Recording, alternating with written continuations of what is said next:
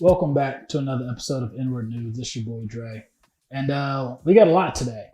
A lot has happened. First off, all three men charged for the murder of Ahmaud Arbery have been found guilty.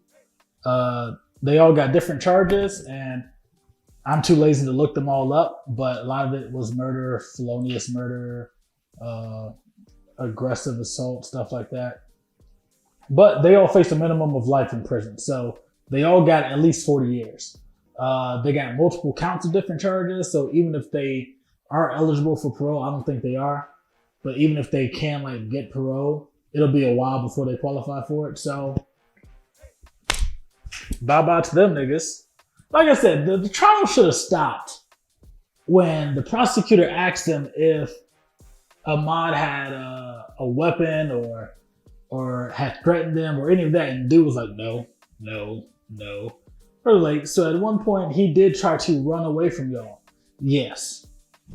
At that point, should have been over with. I don't even know why they had to go to trial, but yeah, shout out to that. Them niggas locked up. An update on the Gabby Petito thing. Brian Laundrie, the man who killed Gabby Petito and was found dead as a skeleton after being missing for about a week.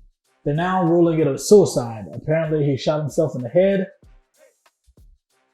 I think it's all lies. There's one skeletal remains in like a week or two. Get the hell out of here. So yeah, this dude is hiding out somewhere with his teeth missing because he had to leave them behind to be identified. Like, this is all, yeah. Like, we're not going to play this game.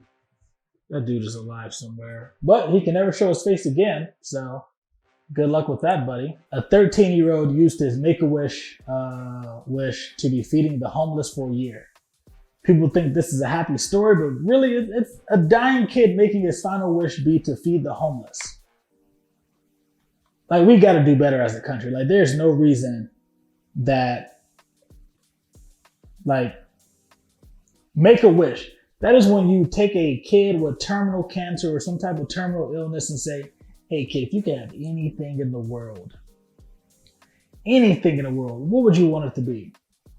And this kid took that once in a lifetime wish and said, I would like for the homeless to be fed for a year.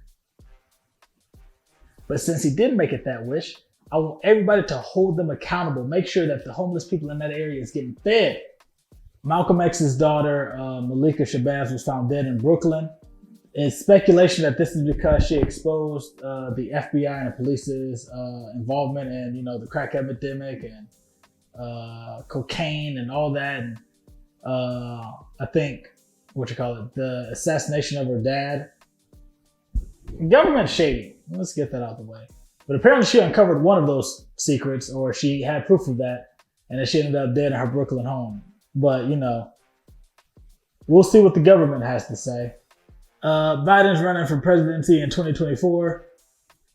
I just tossed that in there because it had to be said. Let's see how that goes in 2 years. Man is getting cooked right now. 62-year-old Kevin Strickland was found guilty of a triple murder in 1978 that he never did. That's not even the most messed up part. The worst part is, under Missouri law, Kevin ain't entitled to housing, counseling, or any compensation. Dude did 40 years in prison for a triple murder as a black man, and they can't even give him some counseling.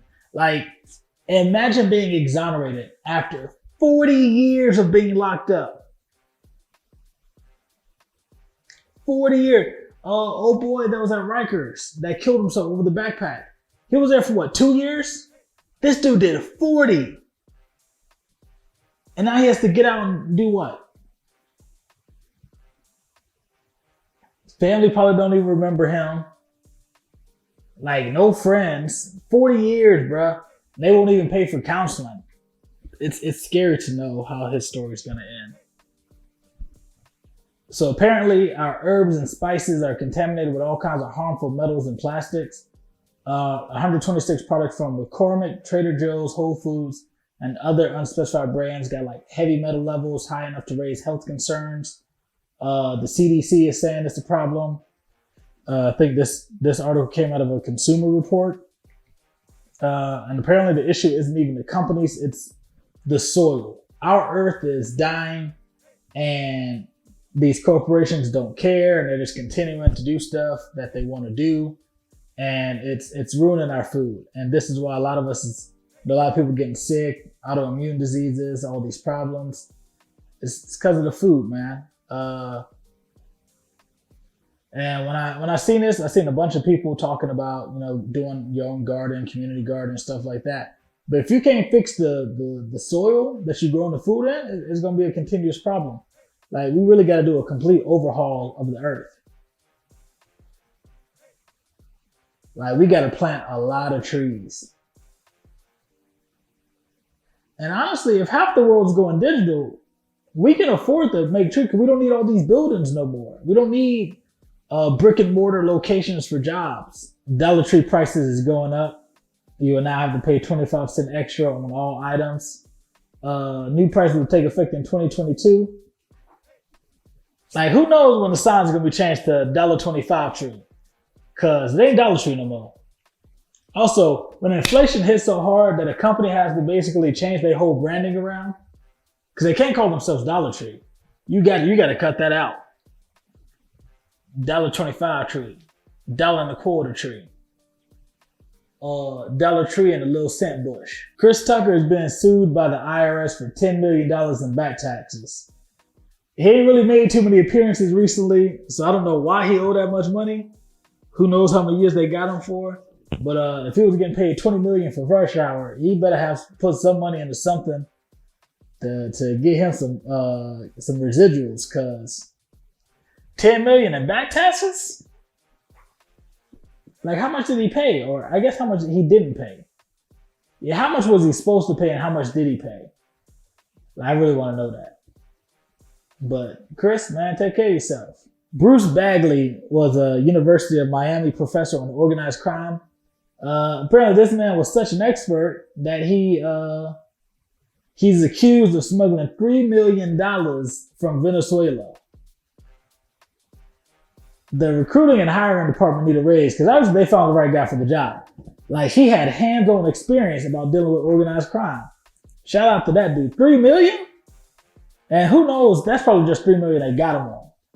He probably smuggled so much more. Potatoes won the best vegetable for the 318th year in a row. Until another vegetable can be as versatile as potatoes, they're going to keep winning. Like, you can't knock potatoes off the throne. Who'll step into potatoes like that? And don't say cauliflower. That's nasty. After social media jokes went viral about needing a First 48 alumni officer to solve the case of young Dolph shooter, the world answered. Apparently, Major Caroline Mason has been assigned to the case. I guess I never watched First 48, but apparently she's really good at her job because, like, everybody was posting pictures like, we need her to come and do this. We need her. And I guess somebody that knew her linked her up and got her. So apparently she's on the case. So we're going to see how that goes. I'm going to have to go find the First 48 episodes and check her out just to see what the jokes is about. Because obviously she's good at her job that they assigned it to her. Like, I don't care how funny the internet is. Nobody's assigning somebody to a murder case because of an internet joke. She must be really good at her job. Iman Shumpert, former Cavaliers player, NBA champion. He just won Dancing with the Stars. And I believe he had no choice. Tiana Taylor's his wife. That nigga would have got roasted to kingdom come if he lost. So shout out to that nigga. I seen some of his moves. It's hilarious watching a 6'10" nigga try to dance with a woman that's like 5'2", but he made it work. And I feel like because of his height, it made like a lot of their dance moves really work because he was strong enough to like lift her up and move her around. It wasn't like these actors and other stuff. Like, he's really like physically fit, nigga strong. So shout out to Iman Shumpert. Shout out to Tiana Taylor. Now we got to see, now I'm about to start popping up in a lot more music videos. And now on to the y'all hiring segment. Chef India Fiasco. She's a chef and she's a private chef out of Atlanta. She cooks for all events, all purposes, all sizes, all budgets. Yeah, she also has spices. That's right. I found her because she sells spices. Flavor Fiasco. This was because of the story earlier about our spices being messed up. So yeah, hit her up. Link up with her. She caters. She hooks you up. She got spices if you just want to cook your own food. Get at it. The Afro Foodie is another, chef.